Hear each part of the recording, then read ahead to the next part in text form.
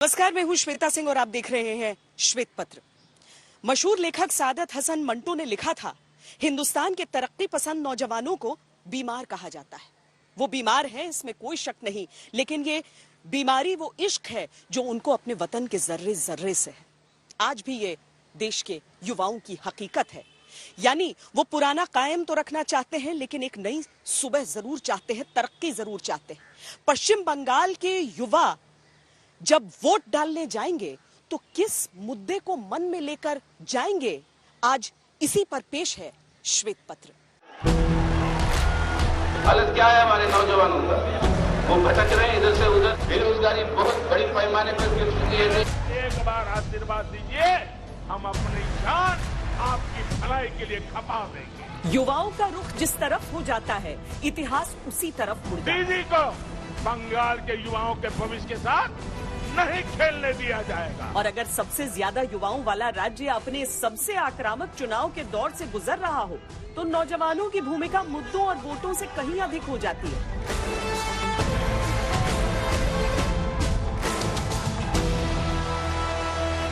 आज सवाल है बेरोजगार का, आज सवाल है ये महंगाई का। पश्चिम बंगाल के चुनावों में अगर इस समय सबसे अधिक बेचैनी है, तो इसीलिए क्योंकि इसमें वहां के युवाओं की आकांक्षाएं शामिल हैं और राजनीतिक महत्वाकांक्षाओं के लिए वो बेहद जरूरी बन चुके हैं। आप बंगाल के लोगों को डराने की, उनमें भय फैलाने की जितनी कोशिश कर रही हैं, उतने ही ज्यादा लोग आपको हराने के लिए एकजुट हो रहे हैं। आज बंगाल का नौजवान आपको हरा रहा है।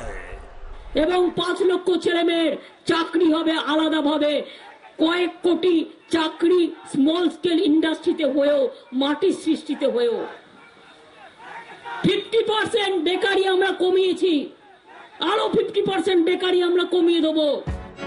2019 के लोकसभा चुनावों तक पश्चिम बंगाल देश का सबसे ज्यादा फर्स्ट टाइम युवा वोटर्स वाला राज्य बन गया था। जब 20.1 लाख युवा पहली बार पश्चिम बंगाल की वोट डालने वाली चुनावी लिस्ट में दर्ज हुए थे। ये वो वोटर्स थे जो पहली बार वोट डालने वाले थे। लोकसभा चुनावों से विधानसभा चुनावों तक के बीच 2 साल का समय बीत चुका है और ये बीता समय युवाओं को मुद्दों और विचारधाराओं के चयन के लिहाज से निश्चित ही और परिपक्व बना चुका होगा। तो क्या है उनके चुनावी मुद्दे? क्या रोजगार सबसे बड़ा चुनावी मुद्दा है? क्या पहचान और सुरक्षा बड़ा मुद्दा है? युवा अपने बेहतर भविष्य के लिए क्या चाहते हैं? विकास के मुद्दे में खुद की क्या भूमिका चाहते हैं युवा? या क्या नापसंद है पश्चिम बंगाल के युवाओं को?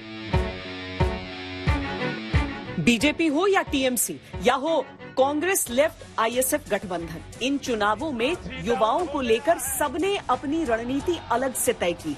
हर दल ने युवाओं को वादों का अपना ऐसा आईना थमाने की कोशिश की है जिसमें हितैषी के तौर पर बस उनका ही चेहरा नजर आए। आप मुझे बताइए, पिछले 10 साल से यहां की टीएमसी सरकार ने क्या सामान्य बंगाली परिवार के जीवन में वो परिवर्तन आया जिसकी बंगाल की जनता आशा करती थी? आया वो परिवर्तन? तो सोनार बांग्ला बनाएगा। बोलो, दिल्ली को तो बेच दिया, दिल्ली का लाल किला को बेच दिया, कब ताजमहल को बेच देंगे, इंडियन रेलवे को बेच दिया, बीएसएनएल को बेच दिया, कोल इंडिया को बेच दिया, डिफेंस को बेच दिया, एयर इंडिया को बेच दिया। हाय कहा, खाली इंडिया का नाम बदलना है आपका नाम पे, बाकी तो यही है। जहां भी बीजेपी जाती है, आरएसएस जाती है, नरेंद्र मोदी जी जाते हैं, अमित शाह जी जाते हैं, वहां पे नफरत फैलनी शुरू हो जाती है। एक हिंदुस्तानी को दूसरे हिंदुस्तानी से लड़ाने का काम ये करते हैं। इनका ये डीएनए, इनको और कुछ मालूम ही नहीं। केंद्र की शिक्षा रोजगार नीतियों और राज्य की शिक्षा रोजगार नीतियों के बीच युवाओं ने अपने लिए कौन सा रास्ता चुना है? हम उस रास्ते पर बढ़े और चुनावी लिहाज से बंगाल के युवा मन को पढ़ने की कोशिश की। जो पुराने वोटर होते हैं उनकी सोच बंधी हो सकती है, लेकिन जो फर्स्ट टाइम वोटर्स होते हैं उनकी सोच में एक तरह से रास्ता बनाना हर राजनीतिक पार्टी का सपना होता है, क्योंकि ये वो वोट है जो आपके पास अगर जाता है तो आपकी उस संख्या में इजाफा होता है, भविष्य आपका हो सकता है। इसीलिए फर्स्ट टाइम वोटर्स सारी पार्टियों के निशाने पर रहते हैं। जिंदा रहने के लिए कोई राहत नहीं हमारे नौजवानों को। अपने गरीब के पेट पर लात क्यों मारी? संगठन के शीर्ष पदों पर न सही, दलों के राजनीतिक फैसलों में न सही, नेतृत्व में न सही, लेकिन वोटों के लिए सबके एजेंडे में युवा जरूर शामिल रहते हैं। ममता बनर्जी उत्तरी 24 परगना जिले के राजरहाट में आईटी हब विकसित करने के ख्वाब दिखाती हैं। उन्होंने 3,000 करोड़ रुपए का निवेश लाने और 40,000 आईटी क्षेत्र की नौकरियों की सृजन का वादा भी किया है।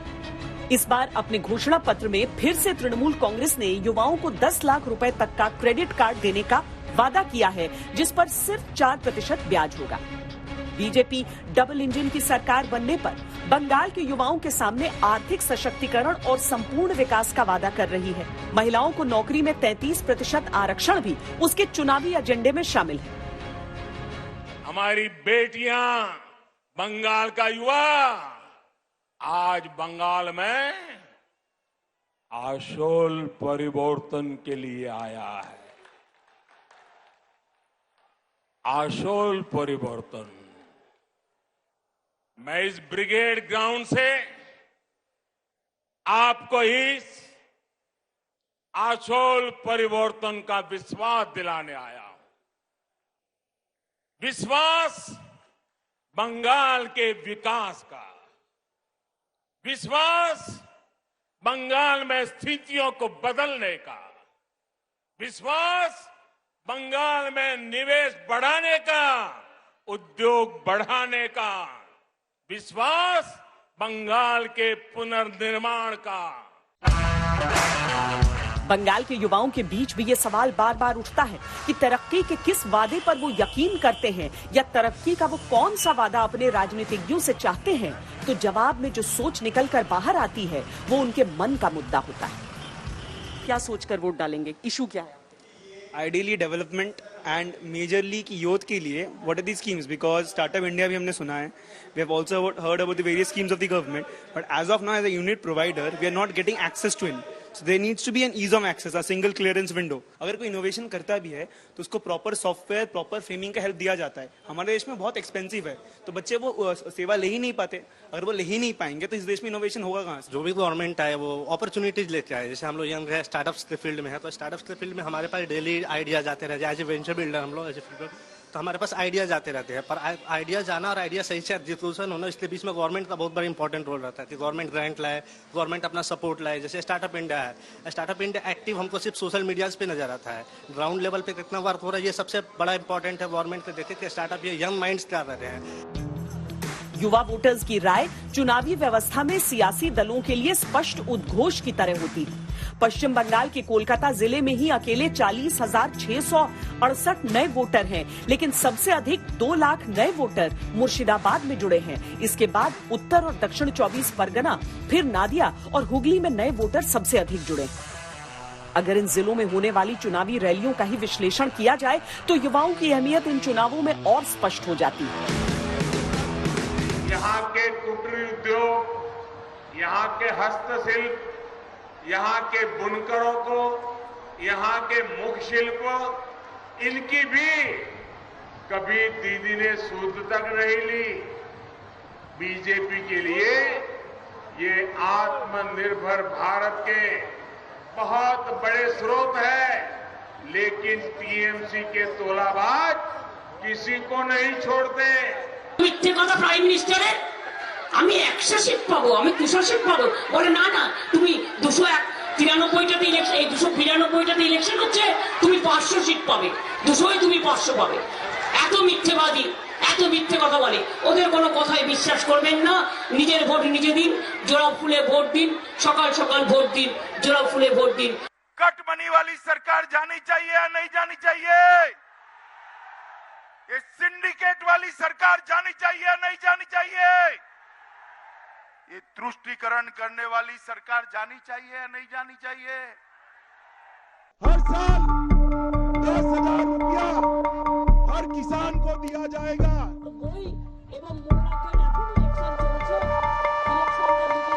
राजनीतिक रैलियों में विकास एक बड़े वादे की तरह सुनाई देता है, लेकिन युवाओं के मन में विकास के कई अलग अलग मुद्दे हो सकते हैं। वो रोजगार भी हो सकता है, शिक्षा सुविधा भी, सुरक्षा और हुनर को सही मंजिल भी।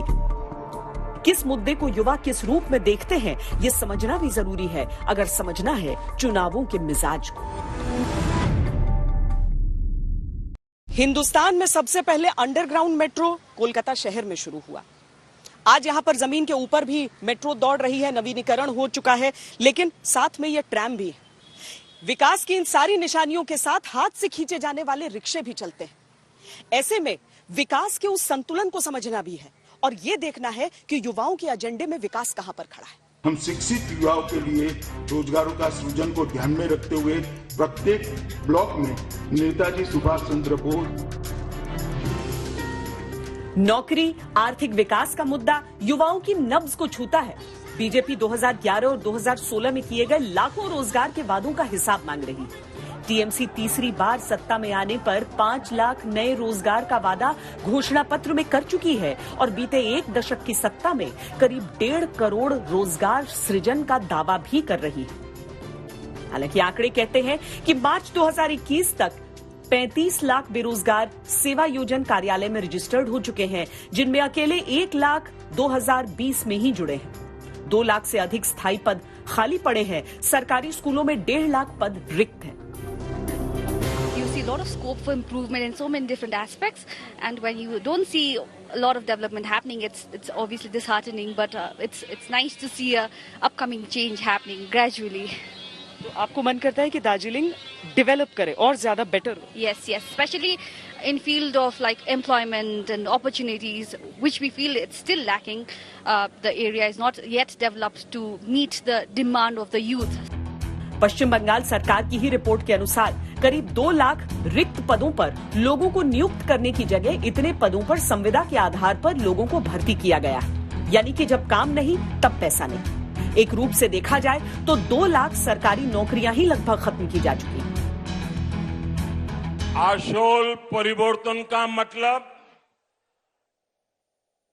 आशोल परिवर्तन का मतलब ऐसा बंगाल जहां युवाओं को शिक्षा और रोजगार के पर्याप्त अवसर मिले। आशोल परिवर्तन मतलब ऐसा बंगाल जहां लोगों को पलायन करने पर मजबूर न होना पड़े। पश्चिम बंगाल की लगभग 10 करोड़ आबादी में 19 से 35 साल तक के युवा लगभग 50% हैं। राज्य सरकार की युवा श्री सहायता योजना के तहत राज्य के 1,81,000 बेरोजगार लोगों को 1,500 रुपए मासिक भत्ता दिया जाता है। लेकिन बीते 2 वर्षों में वोट डालने का अधिकार पाई पश्चिम बंगाल की नई पीढ़ी इन भत्तों से कहीं आगे की सोच रखती है और अगली सरकार से अपनी चाहत पर स्पष्ट राय भी रखती है। जो सरकार हमारी भलाई और जो हमारी तरक्की के लिए ले जाएगा, सिर्फ हम उसी को वोट देंगे। एक चीज कहा जाता, हमें अपने देश में हमें नौकरी चाहिए, अपने देश की तरक्की चाहिए, ना कि आपस में तोड़फोड़ होना चाहिए, आपस में दरार पैदा हो, बल्कि सबको एक साथ लेके जाए और देश की तरक्की के ऊपर जो बोलेगा सरकार और इस बात का वादा करेगा, जो हम देश को आगे बढ़ाएंगे और देश में तरक्की करेंगे, देश के नौजवानों को नौकरी देंगे, हम उसी को वोट देंगे, चाहे वो जो भी हो। मैम, हमारा बोलने का मतलब ये है, आप घर से किस लिए निकले? एक पेट के लिए। सरकार ऐसा होना चाहिए कि हर छोटे से लेके बड़े तक को रोजगार दे। रोजगार के साथ विकास निश्चित रूप से उनके बीच एक मुद्दा है, लेकिन एक बड़ी संख्या उन नौजवानों की भी हमें नजर आई जो सरकारी नौकरियों से कहीं ज्यादा खुद के चुने रास्ते पर आगे बढ़ना चाहते हैं। वो सरकारों से मदद नहीं, समर्थन चाहते हैं, और ऐसा चाहने वाले युवाओं की संख्या पश्चिम बंगाल में काफी है। 52% ऑफ हमारे पॉपुलेशन जो एग्रीकल्चर के ऊपर डिपेंडेंट है, और शायद हम 4th नंबर पे आते हैं ऑल ओवर वर्ल्ड जो एग्रीकल्चर पे सरवाइव करते हैं। तो उस चीज़ को आगे बढ़ा सकते हैं और उसमें हम दिखा सकते हैं कि इसमें इकोनॉमिक ग्रोथ कितनी है। तो पर्सनली 25,000 फार्मर्स के साथ हमारी एक कंपनी है, वो काम कर चुकी है। तो उसमें हमने फार्मर्स को ग्रोथ बताया और कैसे टेक यूज करके वो कर सकते हैं जो एजुकेशन से वो उन तक नहीं पहुंच पाती है। तो ये गवर्नमेंट की रिस्पॉन्सिबिलिटी होनी चाहिए कि वो फार्मर्स तक जाए और वो उस ग्रोथ को समझ पाए।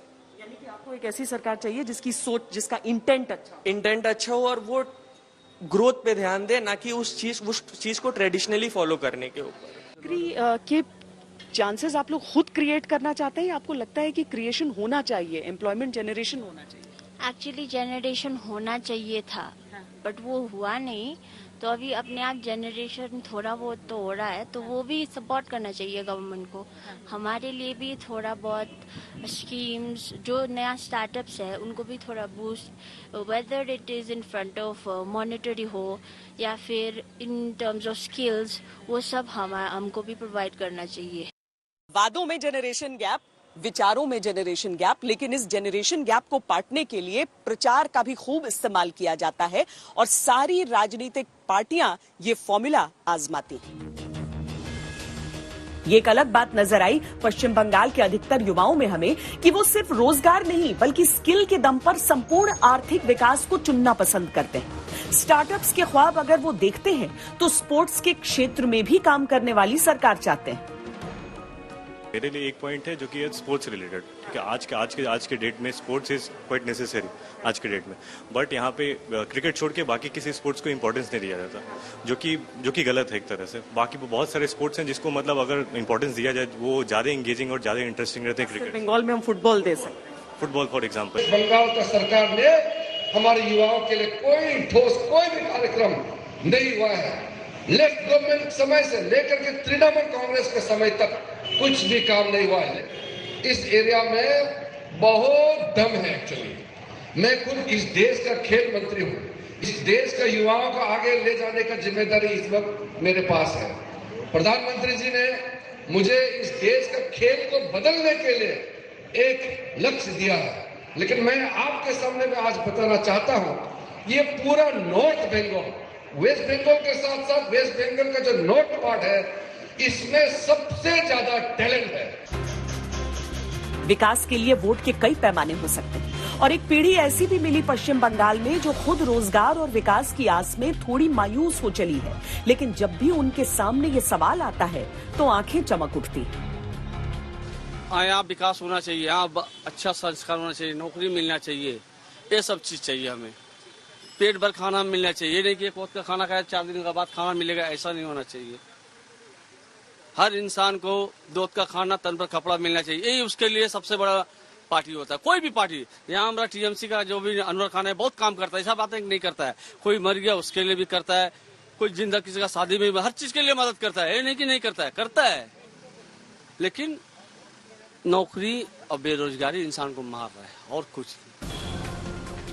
बंगाल के नौजवानों में कहीं कहीं ये बात भी देखने को मिली कि वो सिर्फ रोटी रोजगार तक ही सीमित नहीं रहना चाहते, बल्कि सियासत में भी अपनी भागीदारी सुनिश्चित करना चाहते हैं। यंग जनरेशन का जो है वो मुसलमान नेता उभर के आ रहे हैं, चाहे टीएमसी से हो या फिर लेफ्ट से हो, या फिर इस बात तो शायद आपका लेफ्ट और अलायंस आ रहा है, लेफ्ट कांग्रेस और आईएसएफ का अलायंस है। तो आईएसएफ जो नया जो अभी वो लोग नया अपना बनाए हैं, उसमें से भी यंग मुस्लिम जनरेशन के जो लोग हैं, एडुकेटेड लोग हैं, वो लोग उभर के आ रहे हैं। तो अभी वो चीज में थोड़ा सा बदलाव हुआ है, लेकिन अभी भी पूरा ऐसा बदलाव होना चाहिए। युवाओं ने अपना मन बना लिया और सियासत उस मन को अपने मन के साथ मिलाना चाहती है। प्रयास जारी है और कम से कम जब तक चुनाव है, युवाओं के मुद्दे भी गर्म हैं और युवाओं की आकांक्षाएं भी। राजनीति में युवा किसे माना जाता है, इसे लेकर बहस तो बहुत छिड़ती है, लेकिन राजनीतिक पार्टियां क्या युवा प्रतिनिधित्व पर भी जोर दे रही हैं? जो वामपंथी दल हैं यहां पर पश्चिम बंगाल में, उनकी एक सीधी सोच है कि युवाओं में उनकी लोकप्रियता घटी इसी वजह से वो पश्चिम बंगाल में सत्ता से बेदखल हुए थे। यही कारण है कि इस बार कम से कम उनकी तरफ से इस बात पर बहुत जोर है कि 40 साल से कम उम्र के लोगों को यहां पर प्रतिनिधित्व दिया जाए। पर क्या युवाओं को ये बात रिझाती है, या फिर राजनेता कोई भी हो उसकी एक युवा सोच जरूरी है।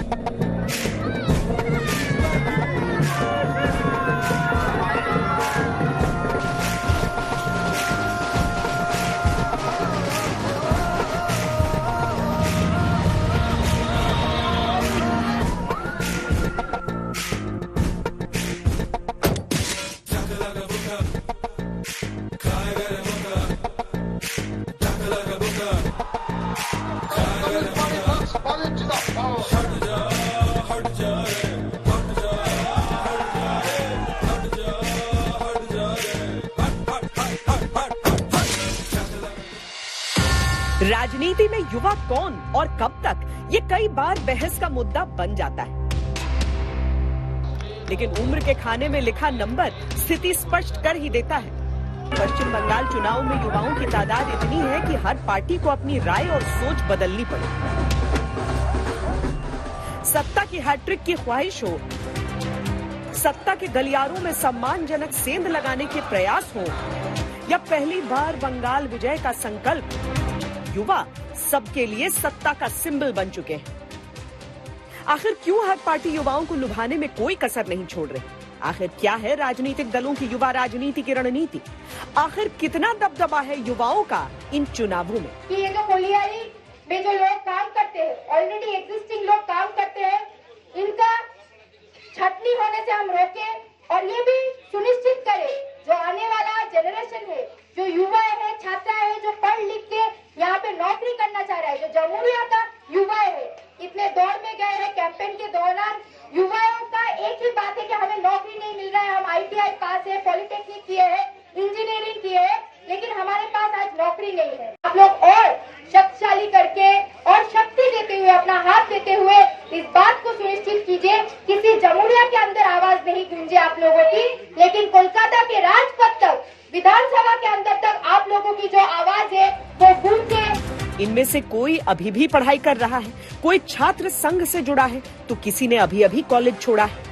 लेकिन पश्चिम बंगाल के इस महाभीषण संग्राम में ये युवा चेहरे अपनी अपनी विचारधारा के साथ उतरे हैं, या कहें कि राजनीतिक दलों को मजबूर होना पड़ा है इन चुनावों में युवाओं को टिकट देने के लिए।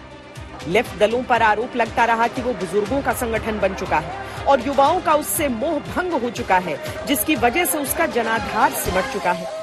पश्चिम बंगाल में जहां उनका गढ़ माना जाता था, लेफ्ट पार्टी मेंबर्स की कुल संख्या 1,60,000 रह गई है।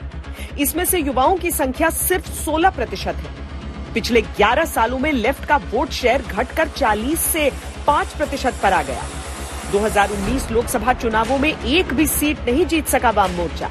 इसीलिए इन चुनावों में वाम मोर्चा ने 70% टिकट 50 से कम उम्र के लोगों को देने का निर्णय लिया। तृणमूल कांग्रेस ने भी इस बार अपने प्रत्याशियों में 74 मौजूदा विधायकों का टिकट काटा और उनकी जगह युवा नेताओं को वरीयता दी। ये माना जाता रहा है कि बीते एक दशक में युवाओं ने तृणमूल का साथ दिया है और ममता नहीं चाहती कि वो जरा सा भी बीजेपी की तरफ अपना झुकाव रखे। वर्षों की निष्क्रियता ने युवाओं के स्वप्न को भंग किया है। वर्षों की निष्क्रियता ने रोजगार की सृजन को, इसकी जंजीर, इसकी लड़ी को तोड़ने का काम किया है। और आज ईश्वर चंद्र विद्यासागर और विवेकानंद की भूमि पर युवा निराश होकर घूमता है। परिवार में कम से कम एक सदस्य को रोजगार देने का वादा भारतीय जनता पार्टी की सरकार करती है। युवा प्रत्याशियों के चयन में बीजेपी भी इस बार पीछे नहीं रही है। तनुश्री चक्रवर्ती, पापिया अधिकारी, जो कि मशहूर बंगाली फिल्म अभिनेत्रियां हैं, इनके अलावा अशोक डिंडा, वैशाली डालमिया और बाबुल सुप्रियो को मैदान में उतारा है।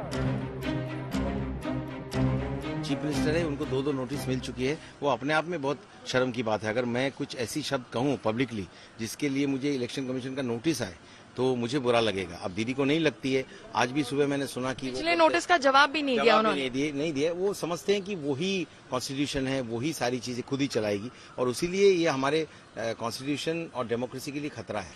और उसीलिए जो है बंगाल बंगाल में ये जो आप हिंसा के माहौल देखते हैं, इसका वजह ये है कि जो मुखिया है वो इसे डाउनवर्ड्स पर्कुलेट कराते हैं। बंगाल के नौजवानों से जब राजनीति का सवाल किया जाता है तो वो खुद को वोट बैंक कहलाना पसंद नहीं करते, बल्कि उनकी बातों से ये झलकता है कि वो राजनीति में युवा प्रत्याशियों का स्वागत तो करते हैं, लेकिन अगर वो राजनीति में नहीं है तो अपने मुद्दों पर ही फोकस करते हैं। बेटर अपॉर्चुनिटी हो, बेटर डेवलपमेंट हो, बेटर जॉब अपॉर्चुनिटी हो, startups like us, like we I am a part of a business, उनको ज़्यादा अपॉर्चुनिटी मिलो, वो लोग ज़्यादा काम कर सकते हैं, जो इकोनॉमिक क्लास है जो दे गेट मोर अपॉर्चुनिटी। युवाओं में भी ये समझना जरूरी है कि जो लड़के हैं जो पहली बार वोट देने निकलेंगे या फिर उस वर्ग में आते हैं जो युवा वोटर की आकांक्षाओं को लेकर आगे बढ़ रहा है, जो लड़कियां हैं उनके लिए सुरक्षा कितना अहम मसला हो जाता है ये राजनीतिक पार्टियां जानती हैं और इसीलिए युवाओं को रिझाते हुए उस वर्ग का खास ख्याल रखा जाता है। राज्य सरकार की सभी नौकरियों में महिलाओं को 33% आरक्षण देकर महिलाओं को করেছি আমরা যে মে মাস থেকে 18 বছর বয়সের হলেই बंगाल की राजनीति में अगर युवाओं की संख्या बड़ी है तो उस आधे में आधी आबादी यानी लड़कियों और महिलाओं की भी संख्या शामिल है, जो अपने लिए चुनावी मुद्दों के तौर पर बहुत साफ और स्पष्ट विचार रखती हैं। फ्रीडम नहीं होता है और like I don't want to be scared when I'm walking on the streets. I want people who need to be behind bars to be behind bars. So yeah, I would vote for somebody who offers safety and for me to have the freedom to do what I want as a बेहतर कानून व्यवस्था, ज्यादा सुरक्षा चाहिए। जी। जो लड़कियां first time voter हैं वो अपने अधिकार को लेकर उत्साहित भी हैं और सजग भी हैं और ये चुनावों में प्राथमिकता के आधार पर अपने मुद्दों को सामने रखने में जरा संकोच नहीं करती। हिसाब से इशू सबसे बड़ा क्या है आपके लिए? जी, अभी मेरे लिए तो I think for me it would be higher education. अभी दार्जिलिंग में एक हायर एजुकेशन का इंस्टीट्यूट नहीं है, तो अगर यूनिवर्सिटी वगैरह होता तो maybe then are students are young people they didn't have to go outside, so वो जाते हैं बाहर, इसीलिए उसके बाद वो पढ़ने को जाता है तो जॉब भी वहीं पे करना पड़ता है। फर्स्ट टाइम वोटर क्या सोचता है ये सब जानना चाहते हैं, क्या सोचकर वोट दे रही? So basically, I want to vote because we need development, then opportunities. घर से बेफिक्री से बाहर निकल पाना, जब बाहर जाना तो अभिभावक चिंता न करें, ये चिंता सभी को थी, लिहाजा वोट के पीछे की सोच में सुरक्षा का मुद्दा बड़ा है। For basically being a woman, the priority is women's safety.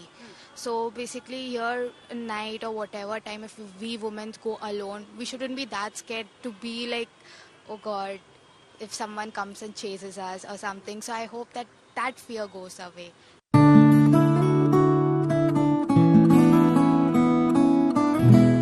देश की एकमात्र महिला मुख्यमंत्री हैं ममता बनर्जी। अगर उनके राज्य में लड़कियों के बीच सुरक्षा का मुद्दा सामने आता है तो उसका राजनीतिक मुद्दा भी हो जाना स्वाभाविक है। बंगाल चुनावों के बीते हर चरण में महिला सुरक्षा का मुद्दा प्रमुखता से सामने आता रहा है, या ये कह लीजिए कि महिलाओं के मुद्दे राजनीति को खूब रास आ रहे हैं।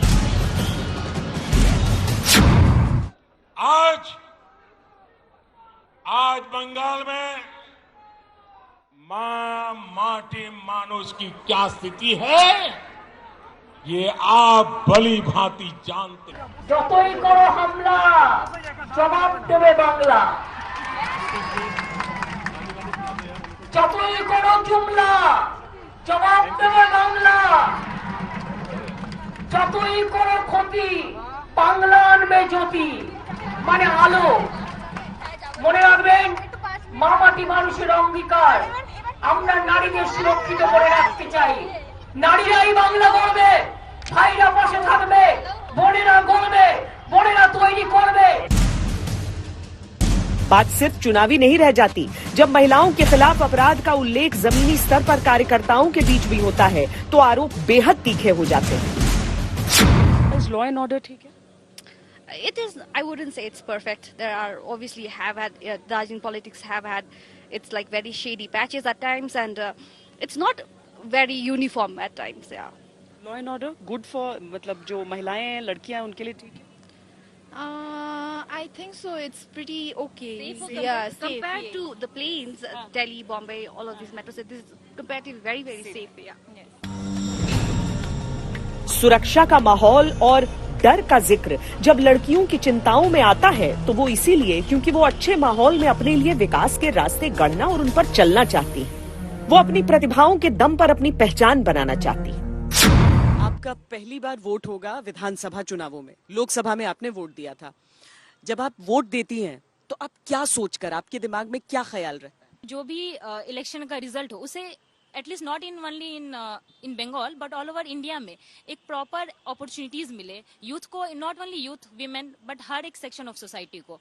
अनटिल अनलेस फेयर अपॉर्चुनिटीज नहीं मिलेंगी, लोग अपना स्किल्स नहीं दिखा पाएंगे। और इस बात में कोई दो राय नहीं है कि इंडिया में स्किल्स हैं, कमी है इस चीज की कि उस स्किल्स को सही जगह पे यूटिलाइजेशन का एक कमी और एक जो गैप है वो हमारे देश में बहुत ज्यादा है। हर राजनीतिक दल पश्चिम बंगाल में आधी आबादी की ताकत को महसूस करता है और इसीलिए जब बात युवाओं की आती है तो इस वर्ग को नजरअंदाज नहीं किया जा सकता।